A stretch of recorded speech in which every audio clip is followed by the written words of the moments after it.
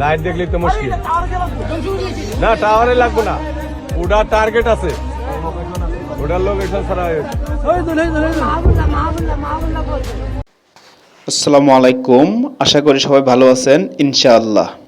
আজকে যেই কথাটি বলতেছি, যেটি না বললেই নয় একজন মুসলমান হিসাবে, বাংলাদেশ সময় এই গতকালে আপনার 10 রমজান বিকাল 5টার দিকে ইরানে ইসরায়েল যুক্তরাষ্ট্র যেভাবে হামলা করে যাচ্ছে, সেটি আসলে তীব্র প্রতিবাদ আমরা যা মুসলিম দেশ আছি, আমরা যে যেখান থেকে আছি, তারা এগুলোর প্রতিবাদ না করলে হয় না।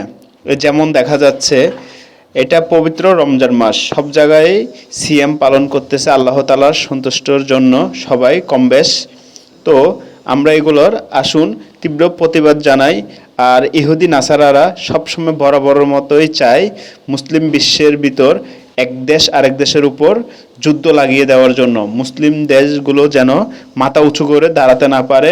ইহুদি দেশগুলো এটাই চায়, বিশেষ করে ইসরায়েল যুক্তরাষ্ট্র এই দুটি দেশ বিশেষ করে বেশি এগুলোর জন্য করে। যেমন আমাদের ইরানে যদিও তারা সিহা গোষ্ঠী, বিভিন্ন গোষ্ঠী আছে, সুন্নি গোষ্ঠী, ওহাবি গোষ্ঠী, বিভিন্ন গোষ্ঠী আছে ইরানে, তবে ইরান একজন মুসলিম দেশ হিসাবে মুসলিম ভাইদের জন্য অবশ্যই দোয়া তো আমাদের করা, যে যেখানে আছি সেখান থেকে উচিত।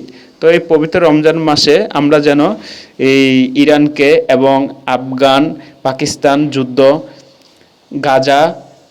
গাজার যে যুদ্ধ হচ্ছে সেগুলো কম বেশ যেন হামাস যোদ্ধাদের যারা নিহত হচ্ছে সবার জন্য দোয়া করবেন, একজন আরেকজনের জন্য অবশ্যই দোয়া করবেন।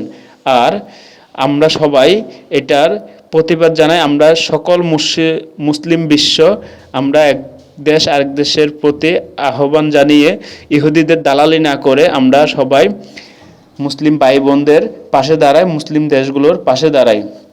এটাই আমাদের জন্য সবচেয়ে ভালো হবে।